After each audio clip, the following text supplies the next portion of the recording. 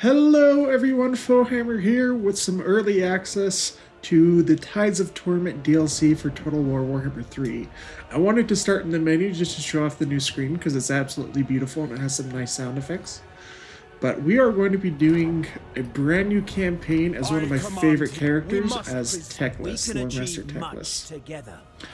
Teclis has always been one of my favorite characters in Warhammer Fantasy, and his campaign was always kind of a pain. But I pushed through it because I love him so much. But now we're going to be able to check out his brand new mechanic, the White Tower. So we'll be checking that out. It gets access to catechism spells, powerful rituals, and other benefits for spellcasters. As far as his other effects, it doesn't look like things have changed too much from what I can remember. But I'm very, very excited to get started. So let's get into it.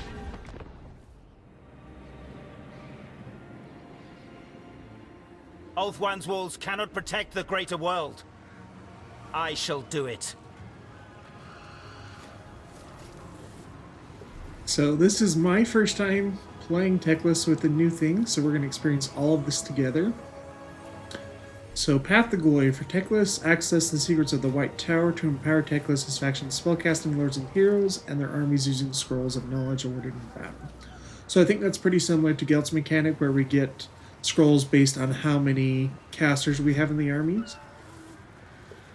So we can use the scrolls to enact rituals, some mages with unique traits, boost recruits, aid their armies in various ways, such as temporarily granting catechism spells, which would be really awesome to see. And then for the High Elves, I think this is a new thing. This is the Patron of the Realms. So we can't open that yet, we have to get more influence, but that is basically the way you can interact with the rest of the High Elves and get confederations. So we'll check that out once that's available. Influence, hopefully, I think plays a much bigger part in that. So mainly by winning battles, certain buildings, hero actions, and events will also provide additional amounts of influence. So I think beyond Intrigue at Court, this is going to play a big role in the Phoenix Court, Patron of the Realms. So that's a resource we should look to gain a lot more of now. So increase your favor of the Phoenix King through help patronages and battles won against the Asper's enemies, gaining his trust to confederate the factions of Ulthuan. Okay, influence looks like the same right there. But yeah, for Teclis, let's actually, before we get too far into this first battle, let's actually look at his hero with the LOREMASTER and Teclis himself with his skill tree. Because if you guys have seen any of my previous campaigns with Teclis before, you know I was not a big fan of his unique skills. They seemed very, very reserved, very basic. So he's still going to get, miscast base chance, I think that one's new, but more ones of magic. Power reserve, speed and power reserve. Okay, this is one I still don't like. I wish they would have changed this, because it's like just having these base ones that only give 5. I wish this one would have gotten changed, but Greater Arcane Conduit, of course, is amazing. Glamour of Hoeth. I think this is still the same, so lore passive. Oh no, so it's not a casting passive, it's just a passive ability now. It gives charge resistance and leadership to nearby units. Cool. That's much better. Master of the Order. So this one I think is the same. Bonuses for all of our casters. Then the ward save. Yeah, so that's still pretty good. Greater Ward is the 10% ward save. His spell selection has changed, though. We still have Flock of Doom, but we no longer have Enfeebling Foe. I'm trying to remember what the other one was. But Cascading Fire Cloak is new, and so is Soul Blight. Soul Blight is the one that reduces armor and weapon damage. Okay, pretty good.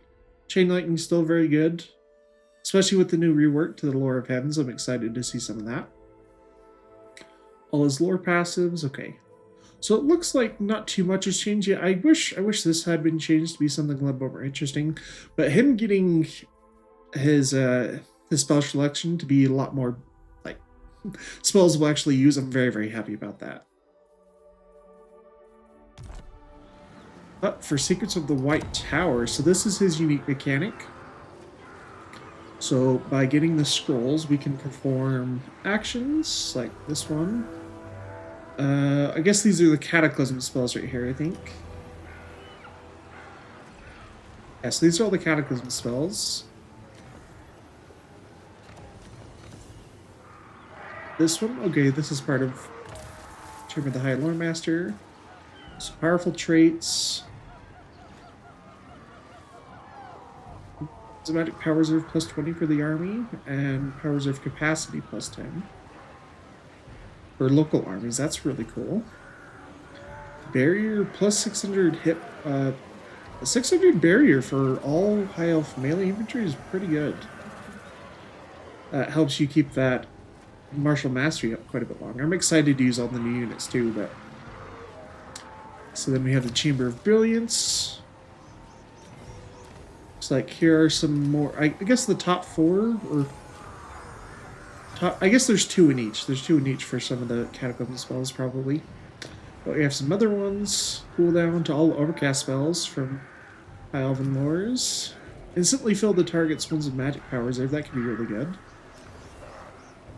We'll look more in these once we kind of decide which ones, but it's safe to say we've seen that the traits are pretty good, so we'll want to get those.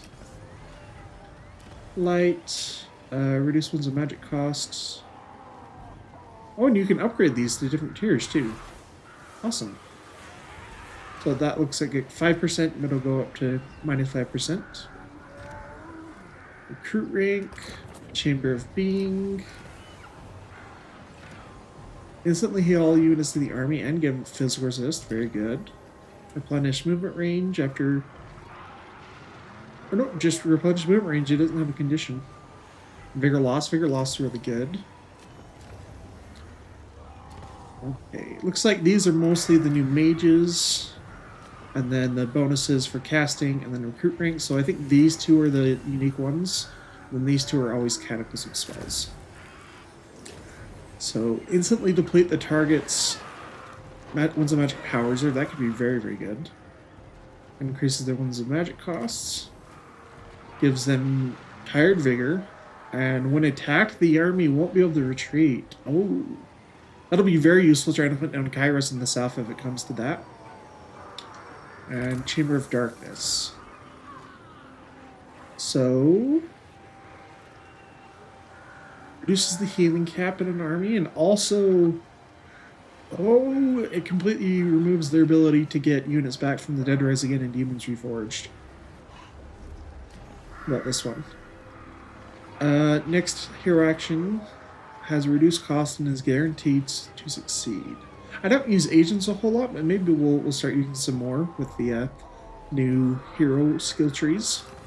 But yeah, we're excited to see all this. We'll check out more once we actually have some scrolls of knowledge to spend there.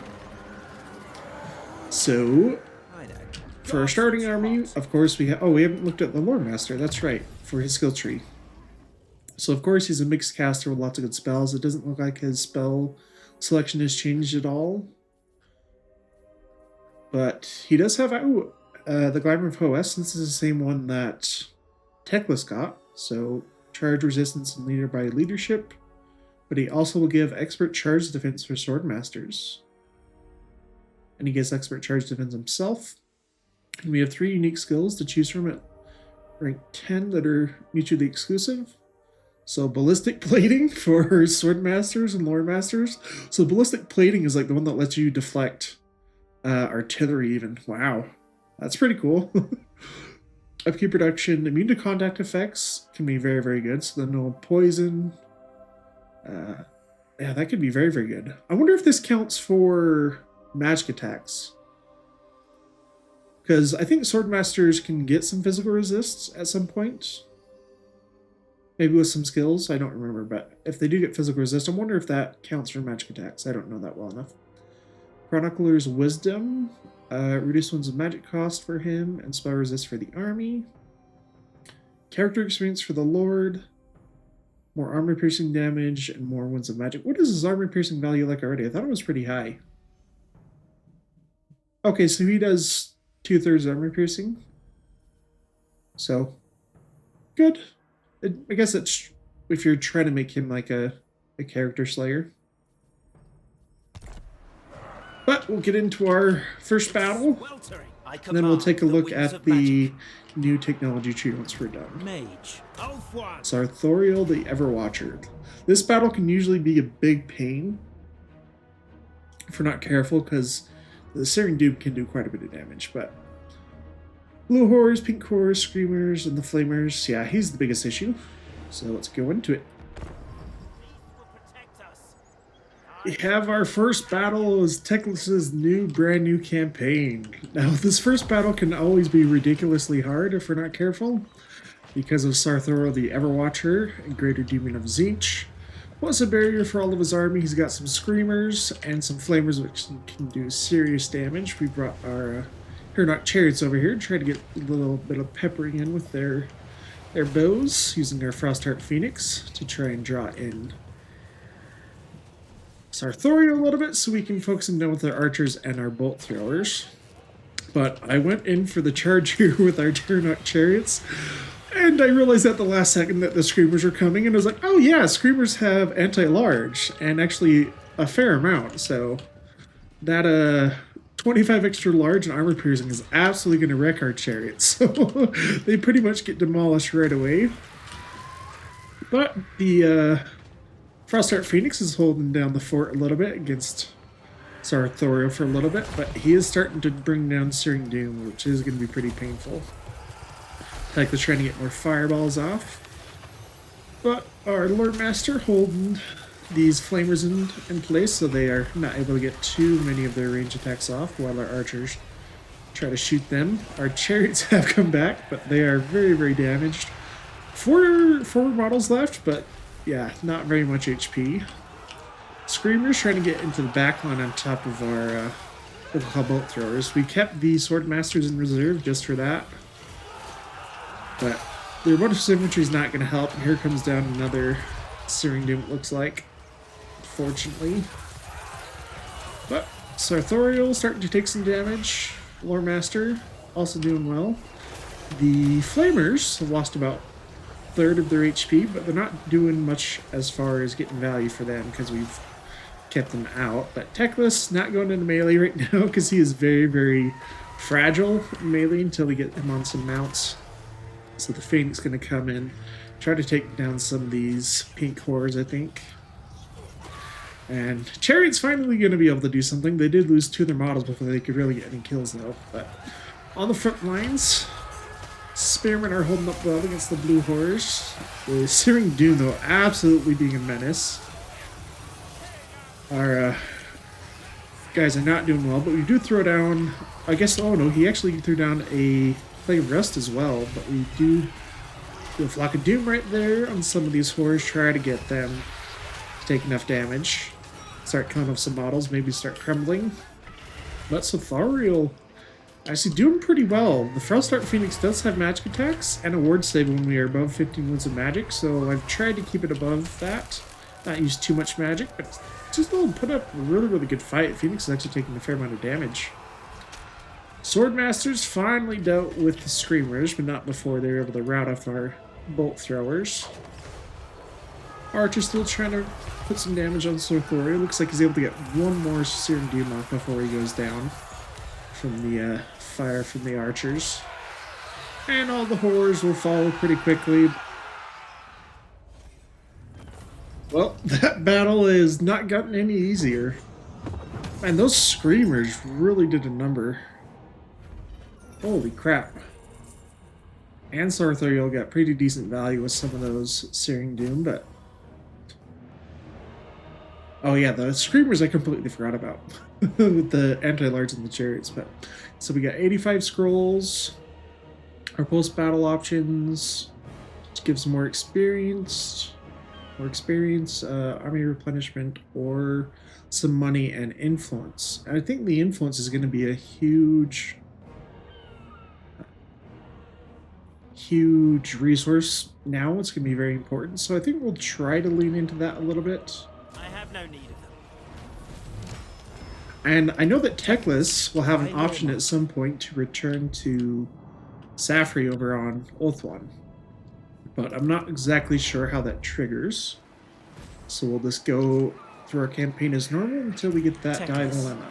But for Teclis, LOREMASTER. I really would like to get regrowth so we have some healing. We can't get any of his lore passives until rank 10. I think we just do Route Marcher first. The extra campaign movement range is always good. Then we'll go down skills. LOREMASTER of Hoeth.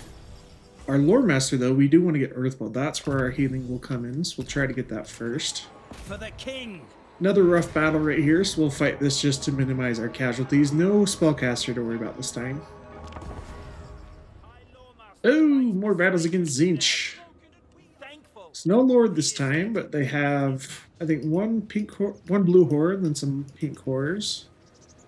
And 2 Chaos Furies. Chaos Furies can actually be pretty nasty if we're not careful. We did take a fair amount of damage on some of our single entities, like our Phoenix and our Loremaster. So for a bit, we're going to try to play it a little bit safe, get the rest of our stuff into position so that we are in range. Chariots, we lost 2 of them in the previous battle, but they'll still do okay, hopefully. They have magic attacks. Is that part of like Teclis' army? I don't think so. They just have magic attacks? Is that new? On their missiles? Okay. That's cool to know. That'll be good at getting through the physical resist of all these demonic units. But the Phoenix also can do very, very well. It does not have physical resist. It has a full ward save as long as we keep our ones of magic higher than 15. So it can do pretty good as long as we don't let it get shot to death. But for now, we're just getting our stuff into position while our chariots do a little bit of skirmish damage. Teclis also has access to a bound fireball, so we'll get some of those off it. Here we have our Loremaster. Really, really cool unit. I've always thought they are really awesome looking. These guys were actually a Lord option on the tabletop, but we got them as a hero, which I'm not too upset about. I think it's pretty good. They actually fill a very nice niche. But the Screamers, not the Screamers, the Chaos Furies coming in after our chariots. Get them running back in the range of our archers. That should hopefully deal with them very quickly.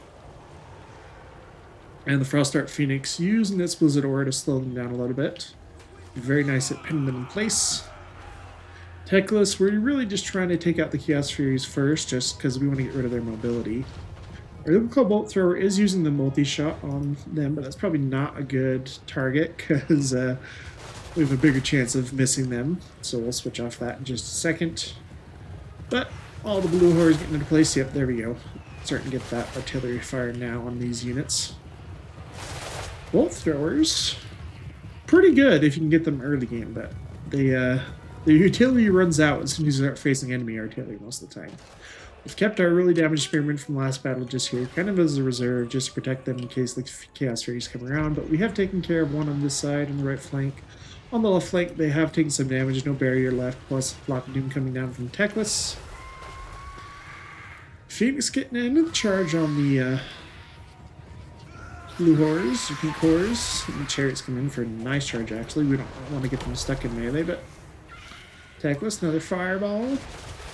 Furies do manage to get on top of our archers back here. I did not think about keeping a unit back there to help them, so these spearmen to go back and help.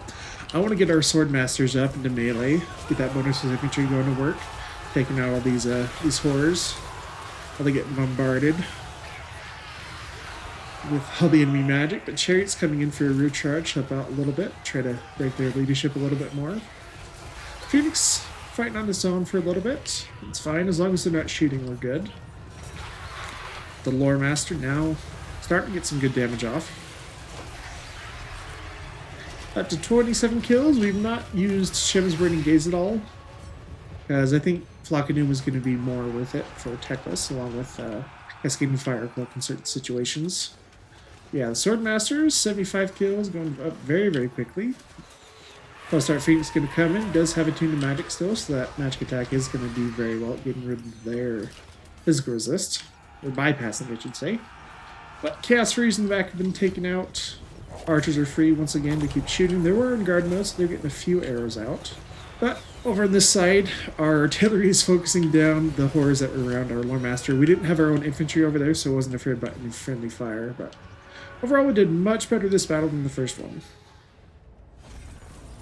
That battle went a little bit better. Phoenix did take more damage than I thought it would, just fighting the blue horrors, but...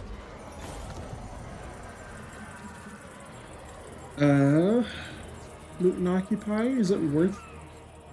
I don't think it's worth the negative control.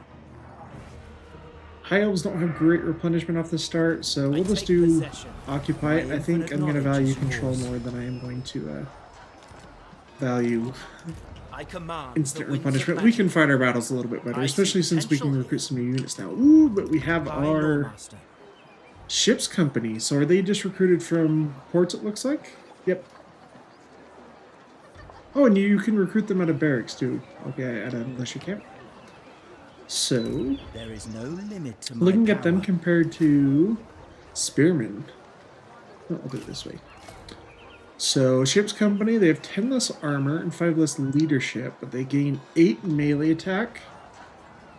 They lose 14 melee defense, but that doesn't take into account martial prowess. They get 5 more weapon strength. I'm going to guess slightly more armor piercing. No, so not as much armor piercing, but yeah, their melee stats are a lot better. And with that martial prowess, their melee defense is still going to be 36. And 30 melee attacks, so still pretty good. They'll have slightly better killing power too because of that. So let's get do we want 2 of them? We'll get 1 to start off with, and we'll get another archer. Kind of as a happy medium. Wisdom awaits. Teclis has got to level 4. Let's start going down his spellcasting line, because that's the stuff that helps out the most. Chain Lightning will be really cheap once we get the Sword of Teclis. For now, Net of Avantok can be very, very good. Especially if we're fighting like greater demons or stuff like that. Yeah, let's get Net of Avantok. This is no meager prize. And then our Loremaster, Earthblood. Finally, now we have access to some My healing. infinite knowledge is yours. Now let's take a look at the new High Elf technology tree.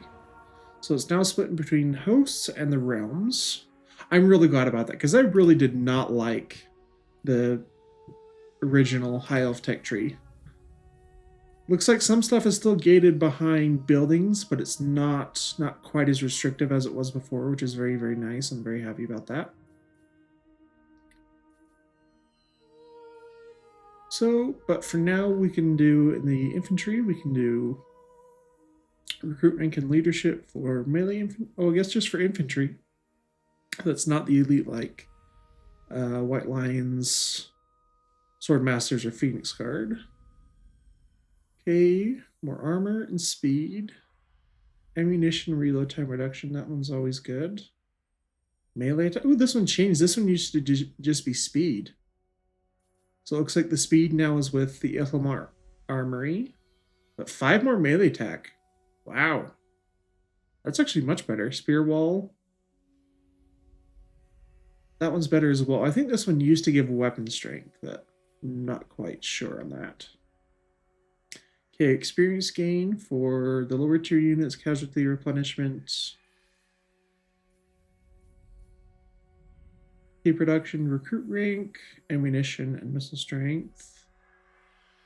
Armor piercing missile damage. Ooh, that's new. Armor piercing missile damage for a lot of the lower tier range units for the high elves is actually amazing. It's only 1, but that's going to make a huge difference. And 10% more range. That's pretty amazing. Season Militia gives us bonus versus infantry ammunition. And then more bonus versus large for the spear units.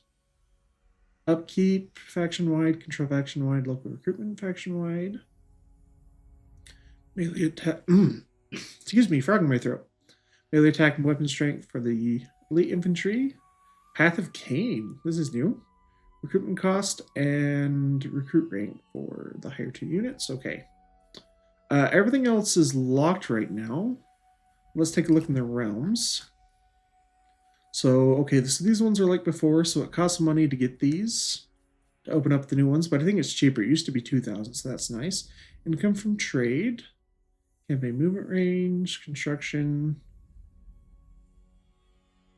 ports, reduce time, growth, control diplomatic relations, influence per turn. Ooh, that'll be very nice. And minus cost for intrigue at court, intrigue, allegiance, and increased allied capacity, recruit rank for lords, nobles, and handmaidens. Reduce construction costs for province capitals, global recruitment. So it looks like some of these are kind of the same, but looks like you're able to get to them much faster. They're still going to cost money on this stuff, but okay. Oh, they finally returned this. Unfortunately, it's not a base mechanic, but all regions owned by factions that you have trade agreements with are visible. So this used to be a base part of their race kit, but it got removed when you unbow. The Jade Dragon was introduced. I really hated that, but I'm glad they brought it back in some form at least. And then these, I think, are going to be pretty much the same. We'll look more once we unlock them, but we have to have an embassy to first get to that. So do we want the trade income? I think we're okay on battle bonuses right now. Let's spend some money down here. Actually, campaign movement range. All right, out of these two, the top or the bottom, which one looks better? Reduce construction costs for resource production. That's probably going to be very good. And time reduction. I think we'll go down that one. So we'll go with the gift from beyond. Cultural advancements right away. Ooh, the Hive Sea Patrol. Some merit. New DLC Lord, Sea Lord Aislan. So he's not at war with anyone, so we can't get any trade agreements right now. Looks like he's the only High Elf faction we have contact with. Right. So, first turn, a little bit long, but we're getting to it. We want to keep upgrading this. I think we're okay. We'll hold off on that one. I'm excited to open up the new intrigue at court, because I saw some of the resources, the favor of the Phoenix King. I think that is an additional resource that's, or at least it's part of a meter building up the ability to spend your influence at court. Kairos still probably give me a menace. Wouldn't be a Teclis campaign without it.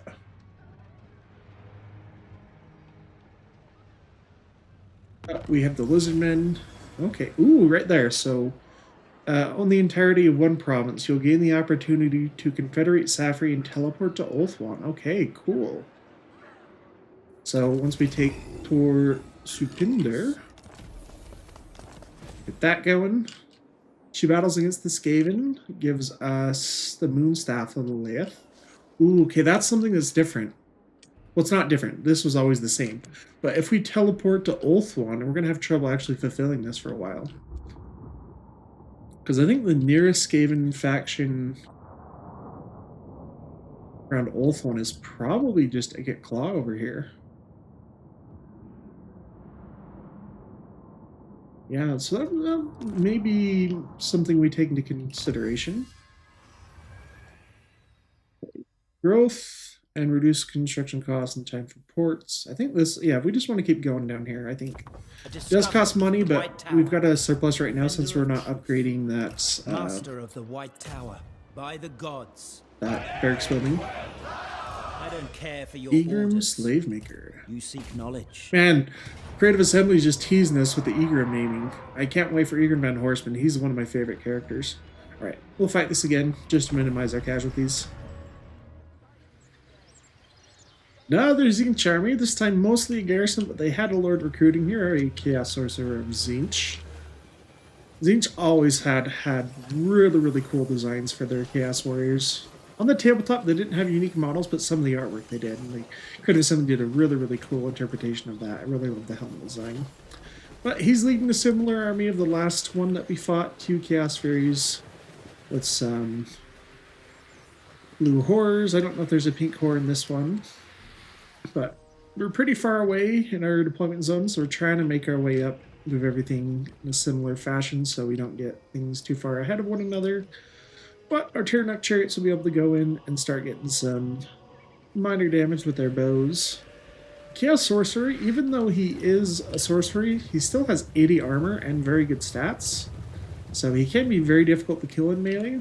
He's got access to Pink Fire, which is a breath spell, and the Blue Fire, which is a magic missile. It's going to do a lot of damage, especially since it imbues Warp Flame, which gives a fire damage weakness and reduces armor. And he can do very, very big damage to characters if we're not careful, which I didn't think of at the start of this battle. So Teclis trying to move in, get some fireballs off on him. Chariots, no kills yet. We're still getting through the barrier, but that's fine. We're just trying to focus on the Furies most of all. Ooh, first fireball, swing and a miss. But here comes Pink Fire. Managed to hit pretty much dead on. I think maybe one or two of its missiles didn't hit, but yeah. Luckily, the Chariots still have a fair amount of HP left, so not too worried about losing models right away. But moving into the back, now it looks like he's found a new target going after a Phoenix. It does have the ward save right now from Attuned to Magic, but still is going to take a fair amount of damage from that. The Frostbite Phoenix actually has very good armor. It has 80 armor normally, compared to like the Flame Spire, which I think has 30. So it's pretty tanky. It can do very well in sustained combat. Not quite as much of a glass cannon as the Flame Spire Phoenix. Now we got the Eagle Claw Bolt through and get some nice damage in. But ooh, here comes a Pink Fire, and it hits pretty much dead on Teclis. Teclis does not have any resistances yet. He has missile resist, but that's not going to help out in that point. But Chaos Freeze are coming in. Chariots trying to run away as they come in for a charge from the Chaos Freeze. We're going to pull them right through our infantry. That way our spearmen just get to engage them in combat, start taking them out. Bonus Force Large isn't going to help out, but they're still going to do nice damage. Mostly we just want to get them off the chariots. Chaos Freeze will not win this battle with our super high melee defense. But Teclis hit by another Pink Fire. But we have access to Earthblood now with our Loremaster, just so we're going to try to get some kills off, get one on Teclis, and our spearmen right there for a little bit. But we've tied up some stuff in the back. All the pink cores moving up. Flock of Doom coming down. Yeah, Phoenix did take quite a bit of damage though. Lost about 1/3 of his HP total. We started with about 2/3, so. But Swordmaster's coming in. They are going to be reducing some of the damage from their block missile chance. And we're getting them down and dirty. They'll do really, really well against like this stuff. The pink cores do not have great melee stats. They're decent, but they're not a true hybrid unit. Chaos Sorcerer, though, we want to go after him, start getting him down, because he's the one that's going to be holding the leadership of this Tzeentch army together. Teclis trying to make his way over a little bit. Yeah, you can bolt through, getting really, really nice targets. Juicy little clump up with him right there. And Flock of Doom also coming down. We're trying to bring over our Loremaster. Try to get that anti-infantry armor piercing onto this Chaos Sorcerer and get through all that armor. But she starts to take damage pretty quickly with the combination of the Phoenix and our hero. We have our Ships Company. This is our first battle with them. We kept them in reserve for a little bit because I wasn't sure if the Chaos Freeze going to them, but they are a very cool unit. We'll see more of them in the battles to come. But battle is ours. We're just going to finish off this Lord and take the time to heal up a little bit with Earthblood from our Loremaster. Alright. Man, Teclis got a beating from all those blue fires of Tzeentch. Or pink fire, I mean. But, ooh, got another item, Talisman of Loek. Some more Favor of the Phoenix King, and some more scrolls. Okay. Occupy it. Okay, so here is our dilemma. So, High Loremaster, a troubling message has arrived from Ulthuan. Some of our disciples speak of strange occurrences within the White Tower. At at recent gatherings of the High Mages, guests became unaccountably erratic after but a few cups of wine. Quiet symposia devolved into unseemly revels, and students have taken to dressing in extravagant fashion. With whispers of secret meetings held beneath moonlight, one acolyte even claims to have glimpsed a demonic presence stalking the Shadowed Gardens. We fear the hand of the Dark Prince may be at work within Safari. Your wisdom is required. So for the Lore Master's return, we would confederate Safari, get diplomatic relations with the High Elves, and Teclis will be teleported there, but it will require most of our scrolls. We could do the Lore Master's calling, so he would just stay here, but we'd get money and more scrolls, or Lore Master's guidance. So we'd get influence, we'd still get the diplomatic relations with the High Elves, and we'd get a confederation with Safari, and we'd have to pay a few scrolls of knowledge. Now, because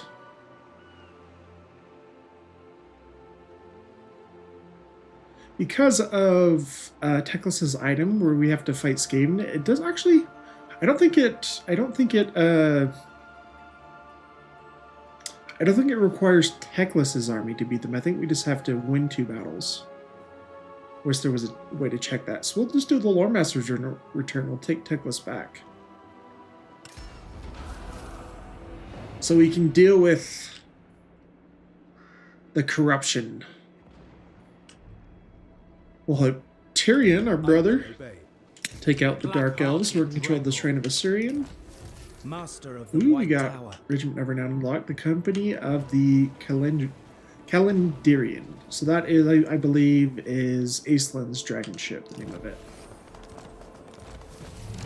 What? So Teclis, now that we've got him back in Safari, got some rights unlocked. We still have to deal with all this Slanesh corruption, though. And from what I've heard and seen from other critters with access to the pre-release build, that Slanesh is actually quite dangerous in Akari right here, and then also with Marathi. So, yeah, let's just double check that mission real fast. Oh, never mind. Okay, so right here, never mind. Win 2 battles against Zine, so it doesn't have to be with Teclis' army. Okay, so we'll just keep we'll have another lord down there and get that so we can get the Moonstaff. Hoef's chosen. Oh, we're gonna suffer attrition? Inspecting the garrison. We don't get to do anything? You require assistance? That's not very fun. Princess of Ulthuan. Well, first order business is gonna be coming down here. We'll come to the White Tower. I command the winds of magic. Your request? So this princess has some spearmen, 2 archers, and Illyrian Reavers. Illyrian Reavers are actually pretty good. You can get them for free. I foresaw this victory. But we'll keep her here for 1 turn. You seek knowledge. Just so she's not What taking orders? attrition, since Teclis is going to be, but we'll look By at the his culture real gods. fast. Let's get... Oh, we probably would be able to start trading a lot, too. Let's get these trade agreements going. All right, which ones are least likely to succeed first? our Aislinn, so let's do high Aislinn first.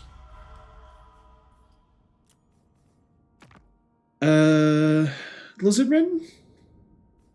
Yeah, we'll probably be friendly with Progar. Onto It is the heartening to Hives. see a Cool friendly feat. face in these turbulent times. Let's get Let this be. military access as well. What requests would you make of the Phoenix Price King? is actually probably going to be wiped out by Nakari. They usually are. So maybe we just go for the defensive alliance if it's going to get us more money. I don't know. Because we haven't unlocked the patron of their own. Okay, we just need more influence. Okay. So... High Loremaster of yeah, Hoef. for trade. Defender. I speak for the Phoenix King, Do military and I bid access. you well. Let your words be Yes. true, and your time here. Integration as well. Your word shall reach the Barbarian. Phoenix throne. Choose. Your will is done. 18? He's not willing to trade with us now. Ah, If you are in need, what if we tell join me. war I will against aid you. his Dark Elf enemy? Yes, he does. Do I think we'll get attacked over the intern? Probably not. They probably don't have a strong enough army, but we'll do a military alliance. Tyrion's our brother. We can trust him. Hey, you need non-aggression? Avalon. Child of Isha, what deep? I can actually get a military alliance with her as well. What request would you make of the Phoenix King?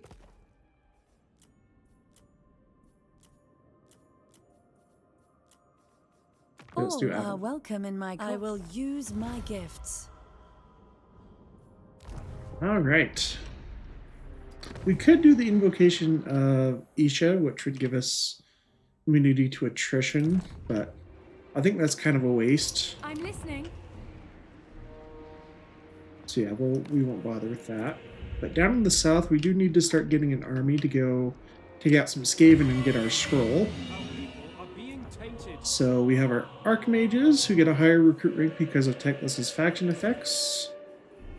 Princes, and we don't want to get a high influence trait. So we want to save our influence to unlock the Patron of the Realms. We can get a Sea Helm though. These are the new generic lord. I believe they're anti-large. Yep, anti-large, and they can get some, I think, abilities that let them get bonuses as they're facing terror monsters. But yeah, we want just the bad traits. Campaign movement range, I think I just prefer a minus melee attack on him, because we'll do a lot of work just with the actually, well, I guess an Archmage. Let's see if there's an Archmage that's worth taking. Minus speed, recruitment duration for Phoenixes. Let's look at the Lore of Life first. If there's a good Lore of Life. Yeah, we'll do this one. We'll just do the Lord Markmage down here, since it's going to be a little bit easier to deal with the Skaven with magic. So Awakening the Wood is really good for that. Life Bloom. Let's get Route Marcher and then 1 point into Earthblood. Hoef's disciple. We're not super strapped for cash like you normally are in a Teclis campaign because of all the trade now. Down here, entertainment gives influence per turn. Awesome, because that used to be only for this. No, it was only in this one before. So that's great. All right, let's do that. And this, I don't think I need to keep that. I do think I might rather, yeah, I'd rather build something else. We can't build the garrison until tier 3, so what would we build instead? Ooh, new landmark. Great Waystone. Marble needles encircle a colossal waystone, its ceaseless throb of latent power older than the Aesir who now guard it. So that's really a cool lore fact. So if you guys don't know, the High Elves did erect a lot of the waystones, but it was actually the Lizardmen who set them up first. So chance of Winds of Magic increasing, Winds of Magic power reserve for all armies. Built in a colony, okay, Elven trade. All right, so this is something we definitely want to keep. Let's, yeah, I don't necessarily need this extra recruitment building right here, so we'll just get rid of that. We can still recruit Ship's Company since we have another port. Scholar Supreme. Fighting Skaven. Early Skaven don't have a lot of monsters, so let's get more of the Ship's Company. They're actually cheaper than Spearmen too. Actually, no, what we should do is we should recruit them globally since they're going to be the cheapest. We'll get some archers. 1 Spearman, I think. True magic. Teclis. Flames of the Phoenix is really awesome. We'll get Chain Lightning. Chain Lightning is very good and it has good armor piercing. Flock of Doom does not have armor piercing. So our Lore Master, keep putting points into Earthblood. And at the White Tower, we have Iron. Oh, so that's something I'm also curious about. So, okay, you still need the final tier of the resource buildings to unlock the technologies, but... Okay, the White Tower. Let's get the Elven Workshop so we can get some Loathing Skycutters eventually. I'm really excited to use these new units. Actually, first we should do this. We should get a noble first. And let's upgrade. Yeah, we just need to start producing more money. This is going to give us another 100 per turn. This would give us more trade resources and bonuses for recruitment of high tier units. So we can wait on that one. Let's do this one. Actually, I'm not going to spend money upgrading this. We might replace it at some point. So we'll just leave it as is for now. And for our bonuses, let's get rid of this corruption. We have down in the south too. I did not remember to do that. So let's do this one. This will give us more recruit rank and local recruitment capacity. That is good for our second turn.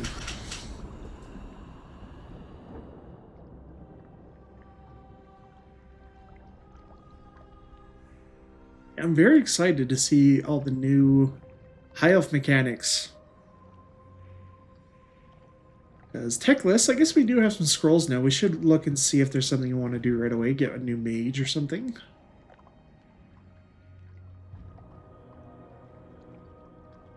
Now these ceilings, I know there's a bunch of new ceilings, but I think some of them can only be used by Aislinn, I believe.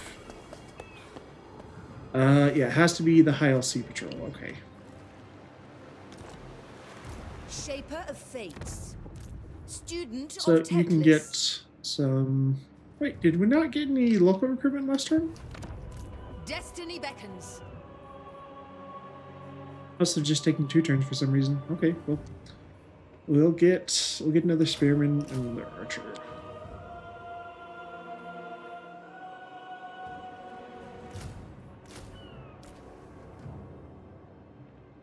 And 2 spearmen. I think. Master Mage. All right, now let's go back to Teclis. So we want to start dealing with Ill-considered. the Dark Elves since we did join the war. Teclis. Teclis, we'll have you come lead the attack. Are there any scrolls we want to do? We could do reduce ones of magic, recruit rank for... Oh, I should have looked at this for the recruit rank for our Archmage, but you live and you learn. Reduce cooldowns. Instantly heals all the army and physical resist. That'll probably be very good for Teclis, because his army is pretty damaged. And our chariots are super weak. We've lost 3 out of the 4, so we'll do that. Master of the White Tower. That sounds like a good use of our resources. Wrong one. Which one was it?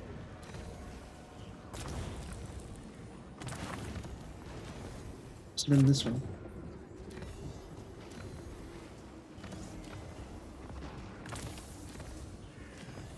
Did I just miss it? Was I looking at it wrong? Oh no, right there. Instantly heal all the units. That's what we wanted. I will not be delayed by petty hurts. Well, Teclis can lead the attack. And we'll bring along the princess. Of course, she's going to come over and Battle calls me. transfer her units over, but we'll keep her around just to get some experience. We shall not rest. Where now? Shrine of Asurian. I'm curious how we get our legendary hero, Caradron. We may have to, like, own this or have, like, some certain amount of Phoenix Guard or something. Kadhaif unleashed. But yeah, we want to give all of Teclis the units so they don't start with Tired Vigor. Feel my power.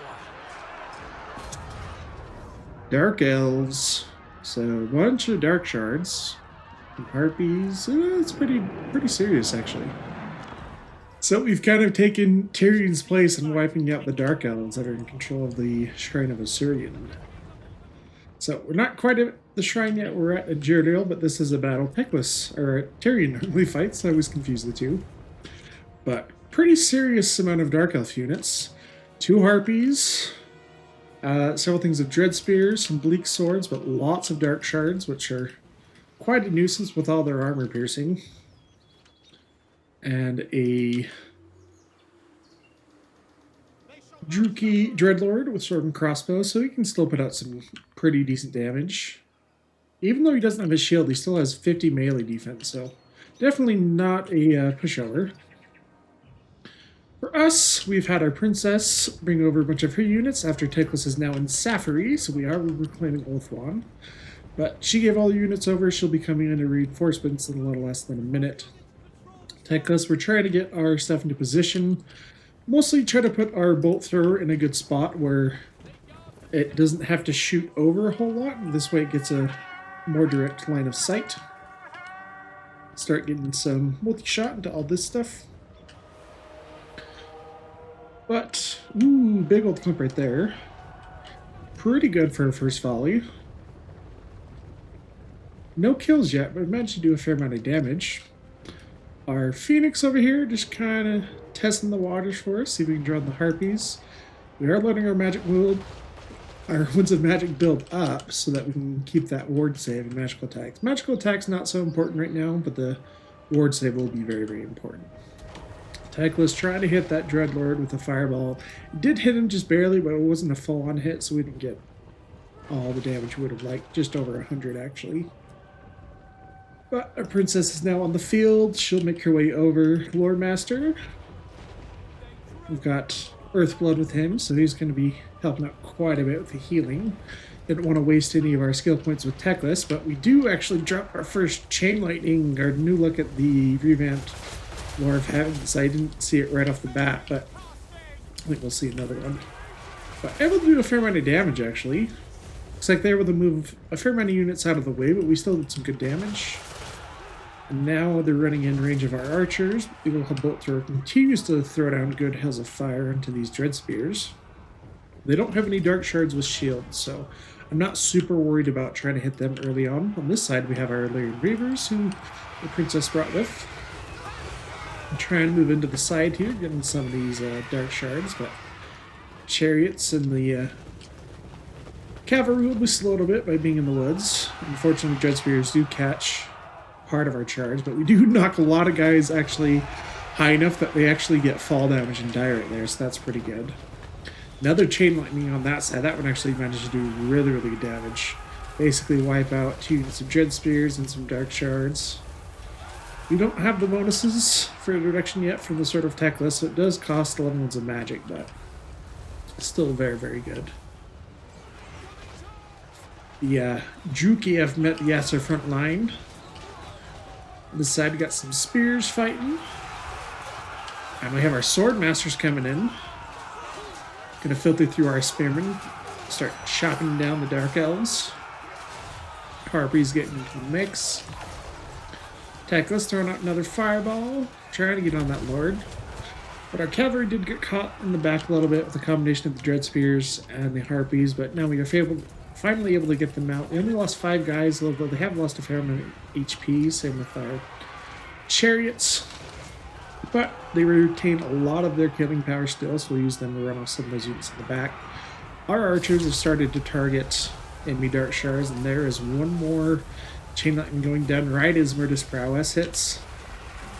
So Dark Elves, this would be their best time to deal some damage with the Dark Shards, but they're getting pushed around.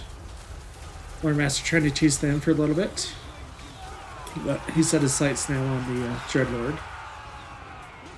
See if he gets one more shot off. Oh, not quite. Yes. So Swordmaster's absolutely going to wreck this guy. Swordmaster does have reduced melee attack just because of his vigor. Quite a bit, actually. But he'll still be able to get through this Dreadlord pretty decently, actually, although he'll take a fair amount of damage in return. This guy has 99 melee attack somehow. Murder's Prowess, base value, and the difficulty, so he's getting a lot of bonuses. But on the front line, not going too bad. Have our ship's company fighting some of the Harpies. Do a little bit better than the Spearmen, since they have higher melee attack. The Harpies are just about to break. These guys are great looking, though. Fill a really nice niche in the High Elf roster, especially for multiplayer, but like they're just cost-effective chaff units compared to Spearmen. Spearmen are good, but they cost 500. I think these guys cost like 400 in multiplayer, and they're better on the offense, so pretty good unit. I'm very happy that we finally got some of that. We're also getting some physical resist. Oh, that is from our secret of the White Tower that Teclis used to replenish his army. That physical resist also being a big factor that I did not think about immediately, but we have got the victory. Use that final little time to heal up our characters and the Phoenix, but the Dark Elves are gone. Yeah, so that's why, like, Illyrian Reavers, they're a very, very good unit if you can get them for free. Or if you, like, capture a settlement and it gives you the cavalry building already, it's worth actually recruiting, so they can be very, very useful. But yeah, Teclis, big value with that Chain Lightning. And Sword Masters, of course, coming in pretty good. Oh, okay, so this is new for these. So we have the option to sack or raise it for Elven Heritage. So it looks like this is... Maybe this is because this is only an old one, because I don't remember seeing those before. So let's not do any of those. And I think Teclis was at the pretty much pinnacle of his movement range, so we're just going to occupy it. Princess of Ulthuan. Get experience for... this would be the nice one. I don't remember if this one is still active, even if your lord is not on the campaign map. I know it used to be that way in some patches, but I don't remember if that ever got changed.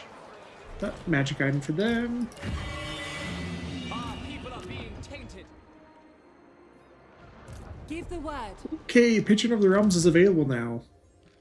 So, Patron of the Realms allows you to install your lords into patronage positions within Ulthuan's provinces to begin to bring benefits to your faction.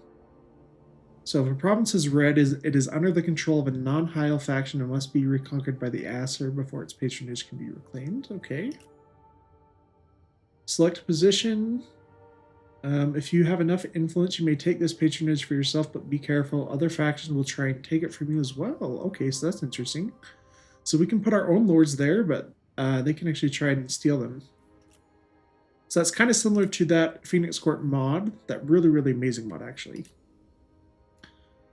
So the effects of a selected patronage can be in this section. Click the eligible lord from the top and use the patronage button to spend the acquired influence. The lord will take the patronage, gosh, that's a hard word to say right now, of the selected province, and further influence can be spent to upgrade the effects provided. Okay, so that's what that's going to do. Lever of favor with the Phoenix King's Tracteria will increase naturally as you hold patronages, eventually enabling confederation with other high elves via the court unity. Okay. Alright, this is the confederation. Confederations with the court are made possible by holding patronage positions in certain provinces and having sufficient favor of the Phoenix King. Cool. So, for patronage,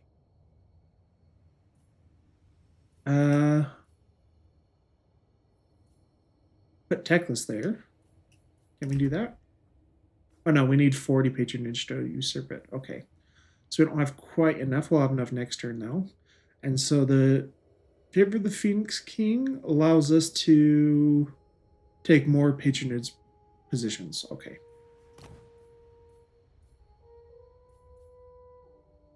So for the Calidor, you have to hold Tiranoc and Calidor.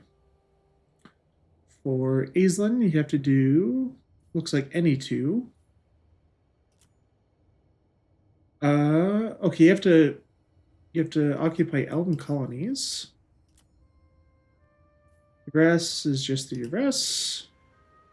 Okay, for Tyrion, we need to get our patronage up in Illyrian and Eataine. Nagaroth and Krace for Lethanar. And for Avalorn, it's just there. Okay, so we probably want to get Tyrion first, since he's our twin heirs of Anarion. My infinite knowledge is yours. Mage. Teclis. Okay, we can start getting some stuff up here. I want to get Grid Arcane Conduit right away, because that gives us a damage buff and power recharge. My power grows. I should be trying to use the Lilia's Blessing We stance stand too. ready for action. Yeah, we'll keep her Let's hear around it. one more turn, just to try to get her to tier 3 and see if we can get that skill. High Loremaster of Hoeth. Do we just want to spend our money back down here? High Elven Arch. We've got all the bonuses there, so what would we get instead? Spice? Let's do this just for the extra control and influence per turn. And income. Alright, we don't have enough money to spend on that, so let's go after the archery prowess. A gift from beyond. And up in Safari, let's upgrade this one. Because that gives more control. Loremaster. And our Loremaster. Finish off Earthblood, and then I think we can start going after some training skills like that. I don't feel like we need to recruit more units for Teclis right now. I think we'll be okay with that. Victory for Asturion.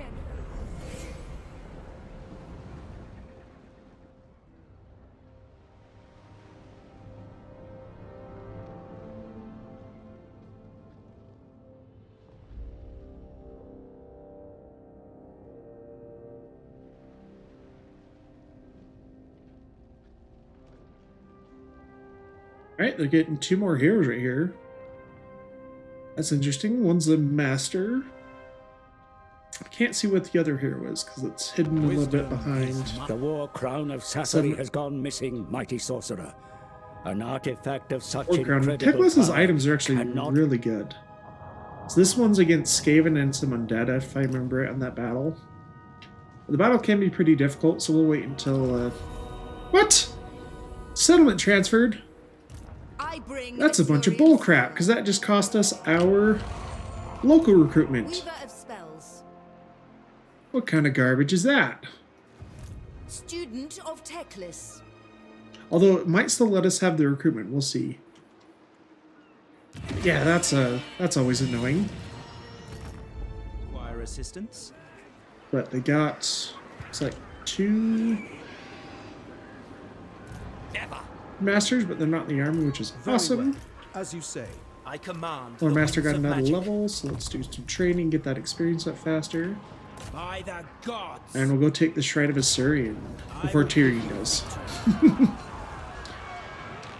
And bring along our princess for the ride. Get her encampments actually. Oh, this one doesn't. One's a magic. We don't care because that army's going to be gone after. But decisive victory. I feel like that's acceptable. I don't expect us to take any huge losses. Ooh, Sverven took quite a bit of damage though. But we're just gonna occupy it. I don't want the negative control penalties. Your request? We got some more scrolls. We have 142. How many do we need to get a hero? We need 300 to get one of the unique heroes. Mastery of the elemental winds for all caster lords and embedded heroes. Wait. All cast... Okay. I was going to say all heroes, but no, just caster heroes. Okay, that's still super good. So, nothing really right now I think that we want to do. Instantly fill the winds of magic could be really good though for Teclis at some point. Campaign movement range. Depleting winds of magic. I need to remember to use that one when we're chasing someone, so they can't get away. Okay, so nothing we want to do right now. Defender of truth. That will be a great spot to end episode 1, guys. I'm so excited. This has been very fun for Tides of Torment. I can't wait till you guys can get your hands on it. Rejoice. But we'll see you in episode 2. Have a great day.